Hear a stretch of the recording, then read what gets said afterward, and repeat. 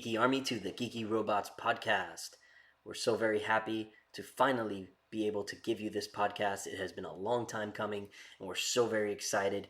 Bear with us through the introductions. There's a lot for us to talk about, but I want to make sure that if you found this podcast, please make sure to subscribe. Please make sure to share with your friends, leave comments, let us know what you think. Follow us on Instagram and Twitter and Facebook at The Geeky Robots, and you could go to our website, thegeekyrobots.com, to find all sorts of awesome geeky merchandise. This podcast has been a very long time coming. We're so very excited. This will be our inaugural episode number 1 of the Geeky Robots podcast. We expect to make many more of these podcasts. Thank you so much for your support. My name is Mike. I am the Media Master for The Geeky Robots, and I'm joined today by the Geeky Robots themselves, Brenton and Riot. Tell us a little bit about the Geeky Robots, what we do, and where we come from. Well, thank you first. I appreciate you, Mike, allowing us to be here on the Geeky Robots and putting together this podcast for us. So, it's actually quite a coincidence that we're going into our 2-year anniversary of the Geeky Robots company. Yeah. And you know, it's been a special privilege to be able to sit together with you gentlemen, and be able to get together with friends and be able to have a company where really we can dive into what is the community of geeks. We grew up, you know, loving Marvel, loving Star Wars. You guys have this affinity for geek classic films, and it's something special to be able to dive into different communities of people, Twitch players, cosplayers, and how they're just families, and be able to be a part of that, even if it's just for a glimpse in these last 2 years, has been absolutely fantastic. I really just wanted to bring really awesome stuff to people, stuff that I like. I like getting cool geek stuff. I like showing it off to my friends. I like getting it for my friends. So I really wanted to make this company for the geeks and nerds out there that just, you know, want to be themselves and want to express that part of themselves. I really enjoy the company so far. We've met a lot of great people with great connections in the cosplay community and at cons, and we hope to just keep growing in that way organically and being the type of people that people want to be around and enjoy the company of. And so tell us a little bit about the website, thegeekyrobots.com. Well, I think we have a lot of licensed merch on there, a lot of really interesting things that I think the geeky community is going to really enjoy. So if you haven't checked it out, we definitely want you guys to head on over there, see the different stuff. We have Marvel stuff, anime stuff, Star Wars, you name it. It's a lot of great All stuff. sort of merchandise, hats, t-shirts, apparel, socks, yeah, whatever. backpacks, anything. Yeah, we got some really good stuff. We're always expanding. I'm a little bit of a perfectionist in that. I'm always looking for like what's trending and the things that everybody wants. You know, what's coming out. I know Kingdom Hearts is coming out soon, so I really was pushing to get some Kingdom Hearts stuff on there. I'm a big Kingdom Hearts fan, and I'm always trying to find the new great thing. As soon as I find something, what's something better I can get. You know, so because I just want people to just get awesome merch. So hopefully we'll just continue to add to our catalog and just bring more awesome stuff. So that was Kitsune and Riot, and I am Mike once again. So we got lots of great things coming your way, and we're very excited about all of it. We're going to try to make frequent podcast episodes and keep growing and bringing you epic content. At the end of this podcast, we'll have a special coupon code for our website, thegeekyrobots.com. And so stick with us, and we hope you like it. So let's get right into episode 1. And we're going to talk a little bit about the Spider-Man Far From Home trailer that just dropped this past week as of the date of this recording, as well as the Endgame trailer, and some other things with the MCU moving forward. Okay, so guys, Spider-Man Far From Home. We just saw the trailer. The trailer finally dropped this past week. Peter and the gang are on vacation before Nick Fury shows up to ask for his help. And in this one, we got to see plenty of Jake Gyllenhaal's Mysterio. So guys, tell me, starting with Riot, what were your initial reactions? What did you like? What did you love about this trailer? I was very pleased, and there's one thing that I've been thinking about a lot, and it's the fact that there's been a lot of hype around the release of this trailer. The fact that people kept asking, Sony, Marvel, where is this trailer? And I think especially how the Russo brothers and Kevin Feige are, the fact that they are so secretive about these things, right? The narrative of the story needs to remain a secret. It's quite unfortunate that in the perfect world, this trailer would not be released until after Endgame. However, in the real world, you need to market. You need to market things. You can't market a movie 1 month before it gets released. Already has one of the largest, fattest Easter eggs, and it's the fact that Spider-Man survives. Why? Because he's in Far From Home. So that's one of the main things that it's sort of unfortunate in this world that the marketing starts 7 months before the even the release of the movie. But overall, the trailer was fantastic. It was amazing. It looks like we're gonna be ready for a fun Spider-Man story. I'm a massive Spider-Man fan. Like, from a child, massive. Like, there was a point where I would microwave spiders to try to get them to bite me so I could get spider powers. That Okay. sounds kind of sociopathic. Yeah, but I don't care. Okay, I love freaking Spider-Man, so I'm very critical about Spider-Man, and I love this trailer. Ryan talked about how that this is a spoiler. I don't really think it's a spoiler. I think that, yes, we know Spider-Man survives, but the Marvel MCU has played everything so close to the chest. They're only showing us 20 minutes of Endgame in all the trailers. So if they're going to release footage and reveal that Spider-Man survived Endgame, there's a reason. Why did he survive it? Excuse me. Why did he survive it? How did he survive it? That's the real question. That is what's really going to shock us, because they're not going to show you Nick Fury and Spider-Man survive unless there is some big epic thing that helped them to survive. So That's a good point. back onto the trailer, though. I love the trailer. I'd like to see how Spider-Man is in kind of a different scenario. We're out of New York. We've always only seen Spider-Man in New York except in Avengers Infinity War. So he's in Europe. There's different places in Europe. I really like the feel of this, and as well as this multi-bad guy thing. I know we had that in Spider-Man 3, the multi-bad guy. It didn't really work out too well, in my opinion, but hopefully this time we can have that good mixture of him fighting multiple enemies at the same time that won't feel overwhelming, but will flow very nicely, as in the comics books when you see him fight like the Sinister Six or something like that. So no Topher Grace in this one, so I think that's a huge plus. Yo, don't rank on Topher, all right? Poor guy, man. Topher tried his best. He did what he could with what he had. Right, I know you're a huge Mysterio fan. Tell me about what you thought when you first saw him out there. I got jittery like a little kid in a candy shop. It was amazing. I mean, Mysterio, as some of you know, was my first official cosplay, and I've always wanted to see a real rendition, a cinematic version, of what is Mysterio. So we've always seen him in comics, we've always seen him in video games, and even in the animated series. But what would a tactical Mysterio look like? He's a magician, he's an illusionist. Right. He does all these different things to try and deceive people and to try and lure people in, right? How would that look if he was a real life person? And I think this trailer put many things into perspective. The fact that his identity isn't 100% secret because he had his helmet off.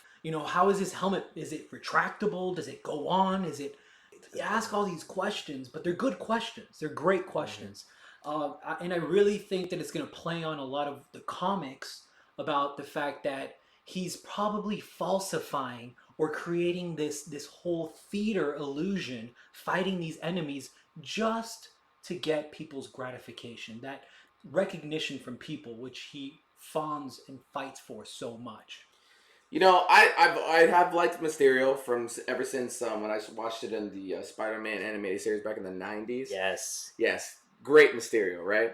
So I don't trust him. I know not to trust him. I know that he can kind of like make things so that although they are fake, they seem real. Hitting him, like we saw in the trailer that Spider-Man got hit with water by that water creature. I want to call him Hydro.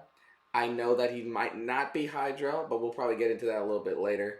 But I don't trust him. He's a master of illusion, and part of that illusion would probably be playing the good guy. In the trailer, he says, you don't want any part of this. So that tells me that he already knows these people that he's pretending to fight, or maybe even actually fighting.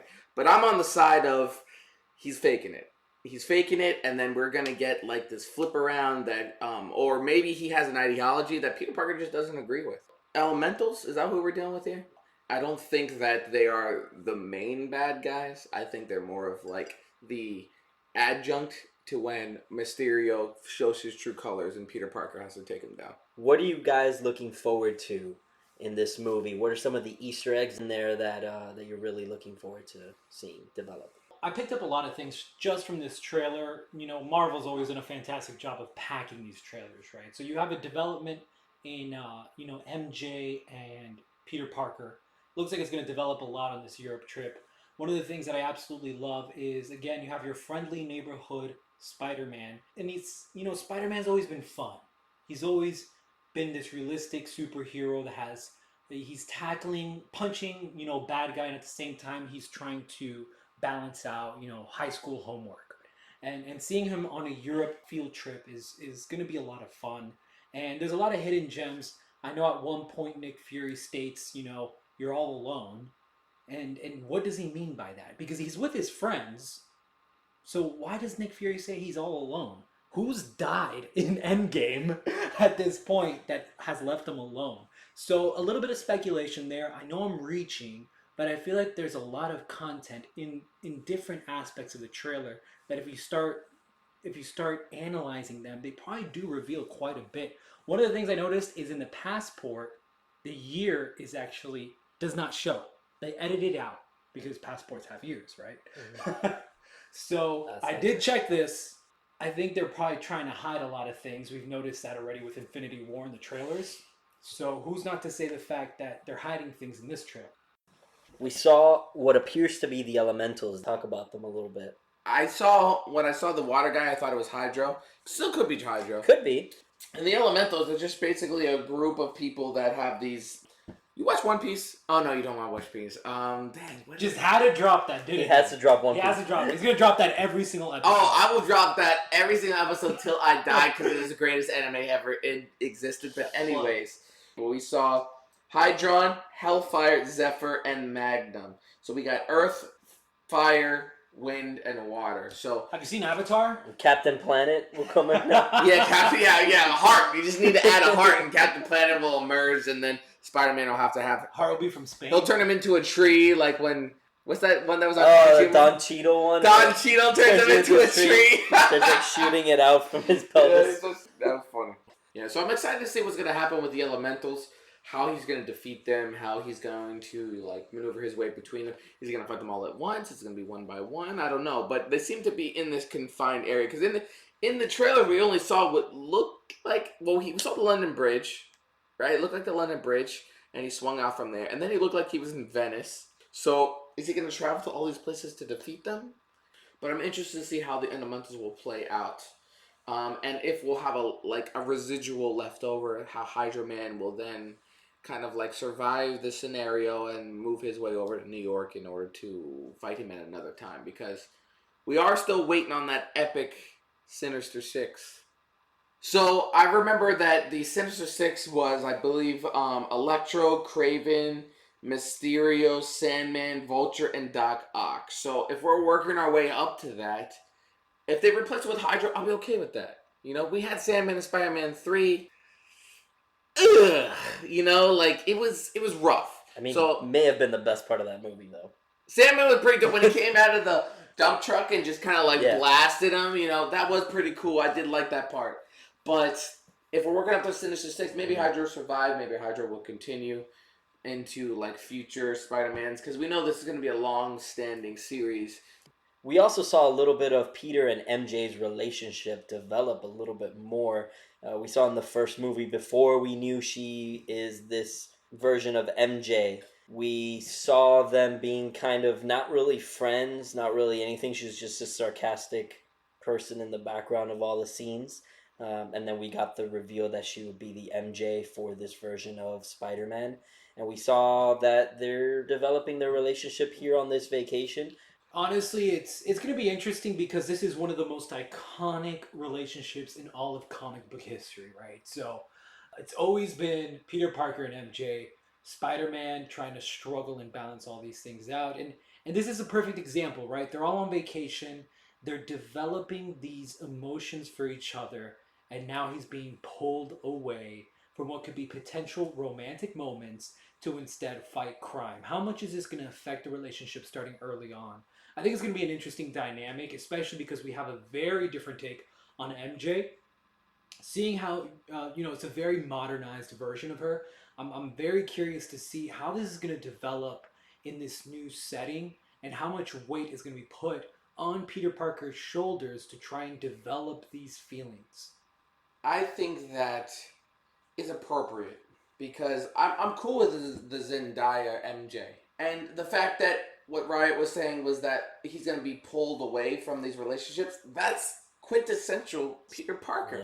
He is always missing out on these opportunities to get ahead with MJ, to get ahead in life, to get ahead in his career, because his will to use his great power, use it in a way that is greatly responsible, has always been his driving force. He cannot just stand by and let things develop and not save the day. He has to be a part of it. He has to try to stop it. He has to leap into action even at the cost of his personal... He will always save the day, even if it means losing MJ, even if it means, losing out on a business opportunity, or even if it means working at Oscorp. He will let that go because he cannot let people suffer. He can't. If they play that right, where there is this choice between taking MJ on a date and developing a relation with her, or fighting the elementals, or stopping Mysterio, that will feel like a Spider-Man movie to me. Okay, so let's move on. Let's break down this new version of Flash Thompson. Honestly, there's been a lot of discussion about Flash Thompson, right? And the fact that he's not anywhere close to who he was in the comics. But you want to be honest? I love this version of Flash Thompson because he's the modern bully. Let's be honest. I haven't been in high school in a while, but the fact is, the bully is no longer the strongest kid on the block. He is the most popular kid on the block. The kid with the most amount of influence, whether it's socially, whether it's on social media, or in person. He should be giant and massive and everything Peter Parker envies. Why do you hate him so much? I just think that he's no threat to Peter Parker. Peter Parker was threatened by Flash Thompson. Flash Thompson got all the girls because he was a good-looking football star, and he was everything Peter Parker wanted to be. Peter Parker does not need to fantasize about being the scrawny teen Flash Thompson that we have here. Maybe Flash Thompson's rich. He had a party at his house.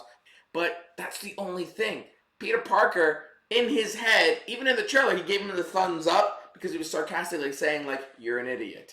There's nothing to desire after this Flash Thompson. It's apparent starting from Homecoming that Flash Thompson is the popular kid. He says something, everyone laughs. Everyone's standing behind him. And that is the most powerful kind of bully, at least in modern time, because he gets to get away with bullying, chastising whoever he wants, and getting away with it, because guess what? Everyone loves him. And that's the modern day bully. Another interesting observation about this trailer is that Iron Man was not in it. Now that should come as no surprise, but fans are worried about his fate in Avengers Endgame. What do you think? I picked up on the part with what Riot said about how the fact that he said you're all alone. Does he mean that you're in a completely different country and, Avengers are based out of New York? I'm not sure. We know that this movie takes place the minute after Endgame ends. In the beginning of the trailer, they're congratulating him. Happy walks in with a big check for $500,000 or something like that. So I think they're celebrating the fact that Spider-Man helped save the friggin' world. So something has happened, right? Tony Stark's not there, but Tony Stark doesn't need to be in every Spider-Man movie. They put him in the original, I feel, that because Tony Stark and Iron Man are a recognized character, it was a Spider-Man reboot. Passing the torch. Yeah, he was passing the torch. He was kind of giving him that little boost to help the movie get success. And I enjoyed the first movie, honestly. Yeah. I thought it was a good movie. So the fact that Tony Stark is not in this movie, I don't think is a big tell. We know that the contract of Robert Downey Jr. and Chris Evans are going to end. Will Iron Man, maybe give his life for the little boy that he's been mentoring this whole time. You know, he seemed pretty broken up by the fact when he disappeared in his arms. So, but I don't think it's a big tell. I don't think it's a big tell. I don't think it's a big reveal that he's not in it. You know, I would take everything in these trailers with a grain of salt. We know these guys like to throw monkey wrenches into this. Oh, they're and trolls. red herrings. So there could be a scene where you see Happy sitting in the airplane and it's actually somebody else, but they don't want to reveal that. So they made it apparent in the past. So definitely would take it with a grain of salt. Not going to build these large, detailed theories around it. I think I'm just going to sit back and enjoy it. As the first movie after Endgame, when we're already probably going to be talking about Endgame for months to come, what will this movie reveal? What will be the end credits? What will it show to be the next progression? What will be after Marvel? What will it be setting up? That's what I'm interested to see. I'm interested to see what's next. I'm very excited for the movie, don't get me wrong. I'm excited to see Spider-Man in this new environment, this new baddies. Hopefully that water guy is Hydro Man, because that would be a nice play, a nice little, something we haven't seen before. Because we've seen the Sandman, and that Earth guy wasn't Sandman. We know he was one of the elementals. I'm really see what is the next step, because who's better than Thanos? You have the X-Men merger. Well, I do want to get into that a little bit later. Did you say murder? Merger. X-Men murder? You talking about House of M? Because I'm down for House of M. Give me House of M. Give me House of M. Please. All right. So that takes us right into Avengers Endgame. Like you said, we're going to be talking about this for a long time. The long-awaited first trailer, we saw the first glimpses of the aftermath of Thanos' snap, decimation, whatever you want to call it. It was all revealed to us, and he did exactly what he said he was going to do. And Avengers Infinity War was not about the Avengers. This movie was about Thanos. Now, this movie will be about the Avengers, it seems like. We saw Tony Stark out in a spaceship, clinging to dear life, out of food, out of water. We saw the rest of the surviving Avengers just in complete shock and disarray. Although it was a short trailer and it only showed us what will possibly be the first couple minutes of the movie itself, it still revealed a lot and it showed us a lot to look forward to. What were your initial reactions? I'll be honest, I really hope that the Russo brothers are actually only revealing the first couple minutes, because I want to sit down and just see new content. I want to just dive into this movie and go for the ride. The trailer really kind of only positions us in a place where we already know that we are. We know Iron Man's stuck. All the other heroes died that were with him, except for Essentially the original six, and Ant-Man as we saw at the end. So we already knew that he was going to be in this planet by himself, traveling through space, right, with Nebula, because everyone else he was with died. We know that half of everything died. So the trailer really, to me, didn't reveal much. I don't want it to reveal a lot.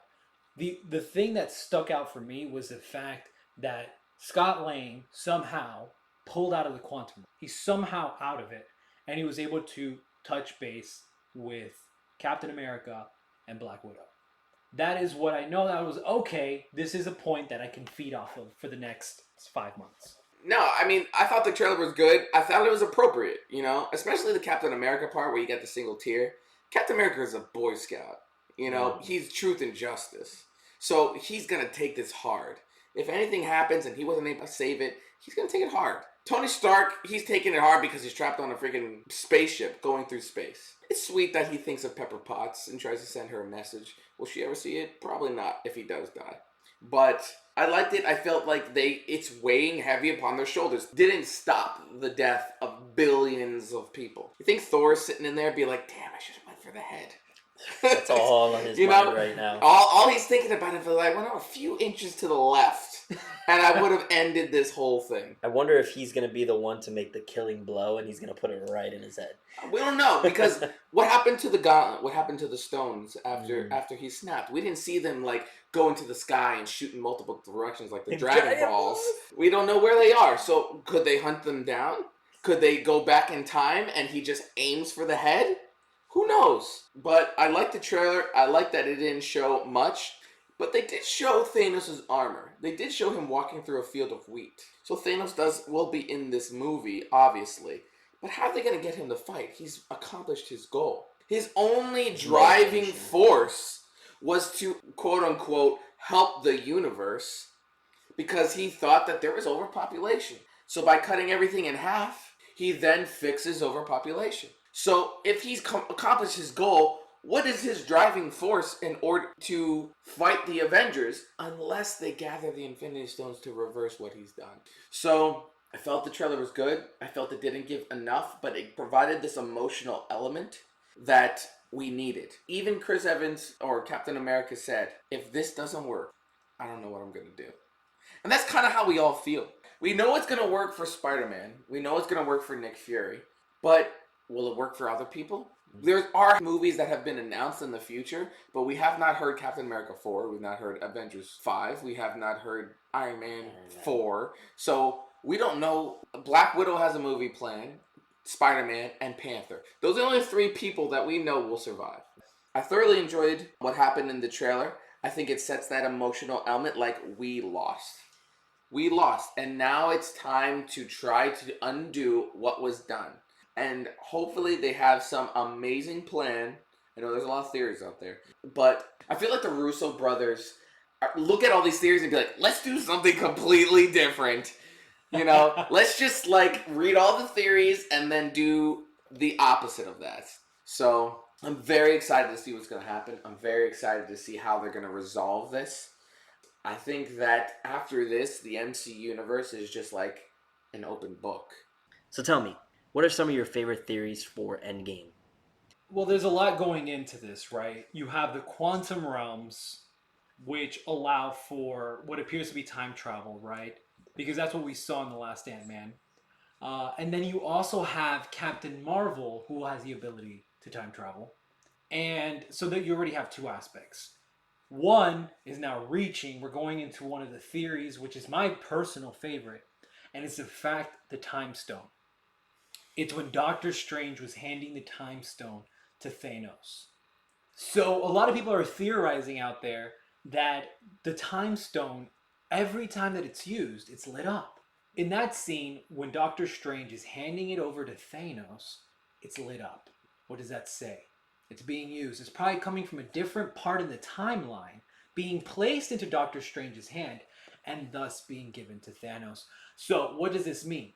Outside of that scene, outside of this timeline, they still have the Time Stone. Doctor Strange still has the Time Stone, and he's manipulating time. I think that may play a big part. You also have Pepper Potts. Pepper Potts was given a suit, and she may very well be flying to save Iron Man. Do you think that it'll be Pepper Potts to save? No, I think so. No. I think Could it so. be? They're out of It's gas. Captain Marvel. Could it be Captain Marvel? Captain Marvel's saving Iron Man. Well, here's the thing. They didn't pick up actually until they released Infinity War, and they had the captions, was when you realized the context of the last conversation they had. Him saying, I have to go, and she said, you better not be on that ship. But the last line she said is, I'm going to. Now, a lot of people, and when you initially are sitting in the theater and you're watching it, you think that she's going to say, I'm going to kill you. Mm-hmm. Or I'm going to whatever, something. Freak out, right? And she was cut off mid-sentence. When they released the movie and you watched it with subtitles, it actually says, I'm going to. T-O-O. Period. What does that mean? She's going to. She's coming along for the ride. That is why, for me, the number one theory, or the number one thing that I truly believe is going to be, is Pepper Potts saves Iron Man. I personally think that it's going to be Rocket Raccoon. I need to hear this. I need to hear this. Rocket Raccoon. Very simple. He's on Rocket's ship. But he died. No, he didn't. Oh, he didn't die. No, Groot did. Oh, that's right. And really? Rocket should be able to locate his ship. And that's probably right after Groot died. He knows nobody else on Earth. He's going to try and contact them. He's going to first go for his ship. because he doesn't know that the other Guardians died. So his thing is, I need to find my ship. They must be on it. And if anybody knows how to find that ship, how can Pepper find where Iron Man is? Because they probably have locators on each other. I mean, it's Yeah, but he's like a freaking universe away. But still. I'm telling you, listen, guys, at me, at Red Toe Fox, when you see Captain Marvel saving Iron Man, because there's no other person that will be out in space, flying through space, than Captain Marvel. Rocket Raccoon's only thing he's gonna bring to the table is a couple quips. He's not gonna be able to save the day because they're floating through space. I'm telling you, it's gonna be Captain Marvel. All right, and how will Ant-Man factor in? I think Ant-Man's gonna factor in a way that is going to help them. Something in the quantum realm has given him information. You know, he has an idea of maybe these people that have disappeared. Maybe they're in the quantum realm. You know, maybe he discovered them.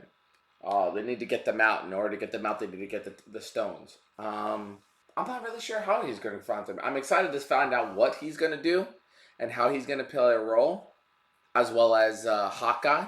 You know, because now that they're both back, he's Ronin now. Yeah, he's Ronin. Exactly, he's going to be Ronin. So I'm excited to see what role they're gonna bring, what they're gonna bring to the table, in order to solve this mystery of how to get everybody back and undo what Thanos did.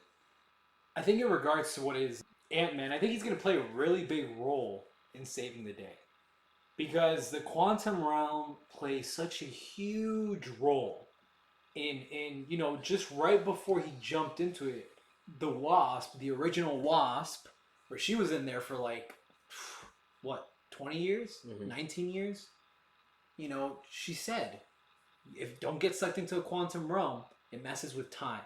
I mean, what more just blatantly do you need to know that he's going to be tinkering with time? Let's move on to Captain Marvel. So what are your reactions to the trailers and also Brie Larson in the role that she's taking on? This is really important for Marvel, right? I mean, the DCEU, with its instability, has been able to release Wonder Woman, right? A headlining woman as a superhero. It's taken Marvel how many movies to release Captain Marvel? So I think it's great representation for women. However, being quite frank, from the trailer, it seems like a very cookie cutter superhero movie. Yeah, formulaic. Yes, and it seems very safe. Nothing out of the ordinary. Whether or not she plays a major role, that is one thing. Someone can play a major role in the outcome of what is Endgame. But as a standalone movie, the trailer was cool. But to me, there was nothing that really caught my eye. That was like, wow, this is really cool. A lot of the things actually seemed like a lot of recycled action sequences. Like where she's in space and twirling. It looked a lot like Iron Man. A lot of the action sequences seemed nothing new. When you saw those first trailers for Doctor Strange, it seemed like something fresh. Ant-Man, something fresh, right? So with Captain Marvel, it seemed from the trailer, I'm hoping I'm wrong, like it was gonna be cookie cutter action superhero movie. And I see what you're saying. I'll disagree in this sense that they do always change things up, and that's what keeps it fresh, even though they follow that basic formula. Thor Ragnarok felt different. Black Panther felt different. They each feel unique in their own way. So I'm trusting them to make this one feel unique. But we really haven't seen anybody in the MCU with her powers, with those type of cosmic powers, the photon blast that she does. Now they're saying that she could time travel. I don't know if we'll see a glimpse of that. But that in itself, and also the fact that we'll have shape-shifting scrolls in it, also helps us to see something different, something fresh. And I think that in itself, it may be formulaic, but I think it'll feel different. It'll feel like a newer, fresher take. I'm not gonna disagree with Riot in the sense that I like this. I am for this strong woman character that is going to kind of save the day in a sense. I am interested to see what she's gonna do. The MCU formula works. We have seen it in multiple movies. In Black Panther, in Thor, in Iron Man. Everybody always fights a opposite version of themselves, right? Black Panther fought Killmonger. Iron Man fought another giant Iron Man. Here, it looks like Captain Marvel is going to fight another Kree hero, which is Jude Law, or anti-hero. So, I'm for it because it has worked so far. I don't mind it because the betrayal and the positive and negative aspect of that MC universe has worked so far. I've enjoyed the movies. I know what's going to come, but they always find some sort of element that helps it to be different, that helps it to be unique. And what I'm mostly interested, no lie, how the heck did Nick Fury lose his eye? Because he's got an eye in this movie. He's got two. Will he lose that eye in this movie? And we do see, we know that he said, the last time I trusted someone, I lost an eye. Boom! That's right. And then we see in one of the scenes in the trailers, he's in a corner and he's got like a pack of ice over his eye. So that'll be right after the scene where I want to see how he loses the eye. I think the cat's just going to I bet you he's got some Naruto eye under that thing where he's just going to be like... Well, he's shown his eye. Yeah, in Winter Soldier. Yeah, Winter Soldier showed his eye? Yeah, he flipped up his He says you need to keep both eyes open. I'm I'm gonna cut that out. From Texas? You're not cutting that out. I am cutting that. No, because he sounds like he's from Texas, and it's amazing. Because it's like that's nothing like Nick Fury, but it's amazing. That's staying in. I want to see how he lost his eye. What does he have under that patch? Is it some kind of Naruto Shadogan eye, where he's gonna be like analyzing everything and doing some kind of Shinjutsu or whatever? I am ready to see how he lost that eye. I want to know the backstory on that. I think we're going to be underwhelmed when we find out the fact that it's just a cat scratching his eye. So you're not feeling Captain Marvel, are you? I want it to work, and I have no doubt that it will. And I felt this way with Ant-Man as well. Cool movies, fun movies. They didn't stand out as Marvel classics. Black Panther, Doctor Strange, Winter Soldier. To me, these movies were just, boom, amazing. I'm hoping Captain Marvel is. Why is Marvel any different, though? Because it seems more generic. What's generic about it? The fight sequences, You've only saw one fight sequence. No, there was a couple her going over the bus, and then, she just jumps on the bus and shoots a thing. That's action. That's a fight sequence. You're judging me by like a 10-second clip. Well, that's what you do with trailers. Well, yeah, I agree. Okay, yeah, the trailer's short. I get it. Yeah. But I think that this will shed light, into some of what's going to happen in the future. What can we expect from her in Endgame? Is she going to be the sovereign savior that's going to come back and just, obliterate the enemy? Or is she going to be an ally? Is she going to have to work with everybody else? Or is she going to be like, you guys take a seat, I'll handle this? I'm hoping that we have something better than just Captain Marvel saving the day and shooting a photon beam and destroying Thanos. I don't want that. I would like some kind of interesting, complex plan like they had in Infinity War before Star-Lord screwed it up. That was a complex plan. That was going well before he got all butthurt about what happened to Gamora. But I'm interested to see how she will play a role in Endgame. And I think this movie, Captain Marvel, will show us what kind of person she is. What is she going to bring to the table? How is she going to resolve this issue? Because this is just a segue to Endgame. Well, you're absolutely right. Watching this movie, every scene that she's in, they're going to be thinking how that's going to play a role into Endgame. And that leads me to that question, Riot, how she's going to fit into Endgame. I think she's going to play a major role. Again, the role a character plays to me, is absolutely independent of whether the movie performs well or not. She was the one call that Nick Fury made as he started to turn to dust. Yes, to me that's a huge flag to the kind of role she's going to play in Endgame. We don't even see her in the trailer. I'm sure we're probably not until at least after the Captain Marvel release. And we kind of know the footing, where does she fit into this universe? So, I think that she's going to play a major role in balancing the playing field. A huge thing in Infinity War is the fact that the Avengers were divided. That's something that affected them detrimentally to the point that they lost. You had Iron Man over here, you had Thor over there, you had Captain America over here, right? When Hulk came back, when you had Bruce Banner, he's like, "Hey, where's Iron Man?" He's like, "Oh, we don't talk. We're disbanded." He's like, "What are you guys, a boy band?" To me, I think really what Captain Marvel may bring to the table is unity.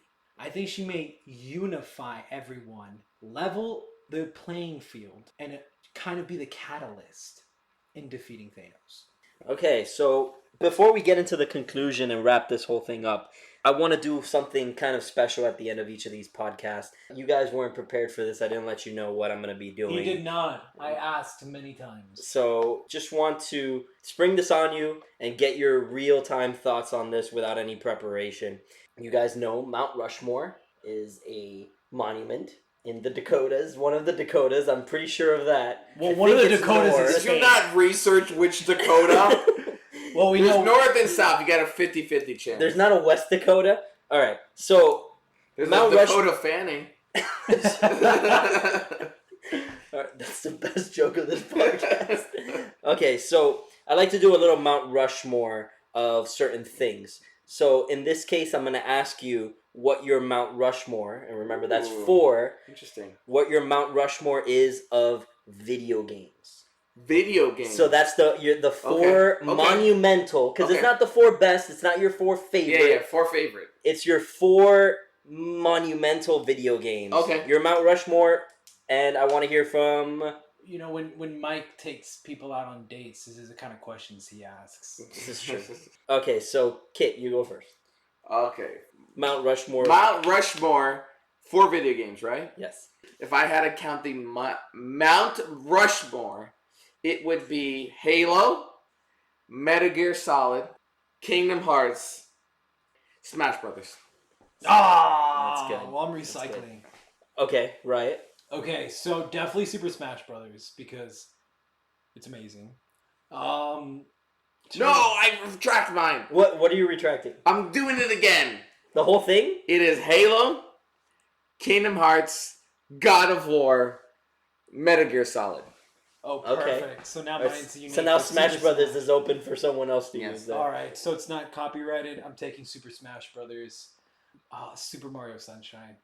I think when I played that game is when I realized I had OCD. You want a nice Chianti with your Mario Sunshine? Yeah, okay. All right, we got kimchi in the corner. We got flaming kimchi. Okay, so Super Smash Brothers, Mario Sunshine. Mario Sunshine, BioShock. Dang! Yeah, that was mad. Dang! I wish I would have put that one. That is a good game. BioShock and probably Kingdom Hearts. I grew up on Kingdom Hearts. Love it. Are you getting the new one? Absolutely. Side note, we are holding a Kingdom Hearts competition. If you spend $25 or more on the geekyrobots.com on Kingdom Hearts merchandise, you could win a free copy of Kingdom Hearts 3. Go on our site, buy merch you wanted anyways, and you have a chance to win the freaking game. We owe it to you guys to let you know that we've been drinking this whole time, so... You more than anyone. Yeah, definitely. I've definitely been He drinking put a more than potato anyone. in his vodka. I He was did. just sipping on vodka. And then put a potato I in it. wanted it to meet his cousins. There you go. Okay, so we will continue to try to bring you quality content from now until eternity. Until we die. Hopefully you enjoyed this podcast. We will bring you quality content, quality merch, quality posts on our Instagram, He's our Facebook, really our liking Twitter. that word. That's a quality. And quantity as well. Don't forget the quantity. Quantity and quality, 2 keywords I can use on Jeopardy one day. So, like, follow, make comments, whatever it is you want. Start an We argument in the appreciate you comments. being here because we are just 3 guys who love geek stuff, and we hope you love it too. We really hope that you enjoyed episode 1 of the Geeky Robots podcast. Please don't forget to like, subscribe, and share, and visit thegeekyrobots.com for awesome geeky merchandise. Follow us on Twitter and Instagram, and find us on Facebook. We're going to do a whole lot more of these, and we'll be involving the community as well with listener contests, giveaways, interviews with cosplayers and gamers, and much more coming your way. Because you've managed to listen this whole way through, or you skip to the end, I won't judge.